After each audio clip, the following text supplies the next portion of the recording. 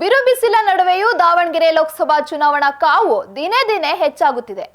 ಚುನಾವಣಾ ರಣಕಣ ರಂಗೇರಿದ್ದು ಬಿಜೆಪಿ ಅಭ್ಯರ್ಥಿ ಗಾಯತ್ರಿ ಸಿದ್ದೇಶ್ವರ್ ಬಿರುಸಿನ ಪ್ರಚಾರ ನಡೆಸುವ ಮೂಲಕ ಮತಬೇಟೆ ಆರಂಭಿಸಿದ್ದಾರೆ. ಹಾಗಿದ್ರೆ ಹೇಗಿದೆ ಗೊತ್ತಾ ಚುನಾವಣಾ ಅಖಾಡ? ಇಲ್ಲಿದೆ ನೋಡಿ. ಬಿರು ಬಿಸಿಲ ನಡುವೆಯೂ ದಾವಣಗೆರೆ ಲೋಕಸಭೆಯಲ್ಲಿ ಏರಿದ ಚುನಾವಣಾ ಕಾವು.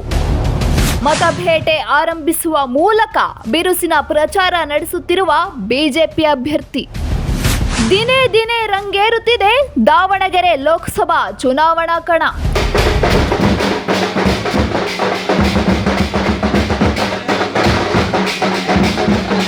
ದಾವಣಗೆರೆ ಲೋಕಸಭಾ ಚುನಾವಣಾ ಕಣ ರಂಗೇರಿದ್ದು ಬಿಜೆಪಿ ಅಭ್ಯರ್ಥಿ ಗಾಯತ್ರಿ ಸಿದ್ದೇಶ್ವರ್ ಬಿರುಸಿನ ಪ್ರಚಾರ ನಡೆಸುತ್ತಿದ್ದಾರೆ.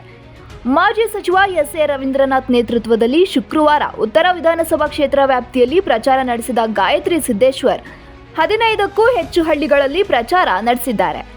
ಶನಿವಾರ ಬೆಳ್ಳಂಬೆಳಗ್ಗೆ ಜಿಲ್ಲಾ ಕ್ರೀಡಾಂಗಣ, ವಿದ್ಯಾನಗರ ಪಾರ್ಕ್ಗಳಿಗೆ ಭೇಟಿ ನೀಡಿ ಕ್ರೀಡಾಪಟುಗಳ, ವಾಯು ವಿಹಾರಿಗಳ ಜೊತೆ ಚರ್ಚಿಸಿ ಮತಯಾಚನೆ ನಡೆಸಿದ್ದಾರೆ.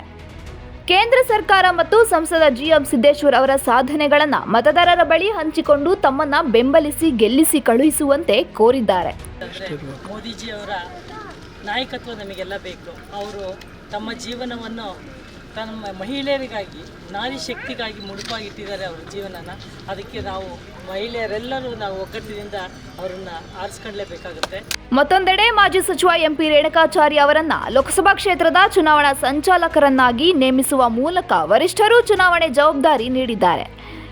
ಇದು ಕಾರ್ಯಕರ್ತರು, ಮುಖಂಡರಿಗೆ ಆನೆ ಬಲ ಬಂದಂತಾಗಿದ್ದು ಬಿರು ಬಿಸಿಲನ್ನ ಲೆಕ್ಕಿಸದೆ ಚುನಾವಣಾ ಪ್ರಚಾರ ನಡೆಸುತ್ತಿದ್ದಾರೆ. ತಮ್ಮಲ್ಲಿ ಏನು ಬೇಡ್ಕೊಳ್ಳೋದು ಅಂದರೆ, ನಾರಿ ಶಕ್ತಿಗೆ ಮೋದಿಯವರು ಅಷ್ಟು ಪ್ರಾಮುಖ್ಯತೆ ಕೊಟ್ಟಿರ್ಬೇಕಾದ್ರೆ ನಾವೆಲ್ಲ ಒಂದಾಗಿ ಅವ್ರಿಗೆ ಕೈ ಜೋಡಿಸೋಣ ಅಂತೇಳಿ ತಮ್ಮೆಲ್ಲರ ಓಟನ್ನು ಇನ್ನೂ ಅತ್ಯಂತ ಹೆಚ್ಚಿನ ಮತದಿಂದ ನಾನು ಗೆಲ್ಲಿಸ್ಕೊಳಿಸ್ಬೇಕು. ನಾರಿ ಶಕ್ತಿ ಏನು ಅನ್ನೋದನ್ನು ತಾವೆಲ್ಲ ತೋರಿಸ್ಕೊಡ್ಬೇಕು. ಇದಕ್ಕೆ ಪುರುಷರು ನಮಗೆ ಸಹಕಾರ ಆಗಬೇಕು ಅಂತೇಳಿ ನಾನು.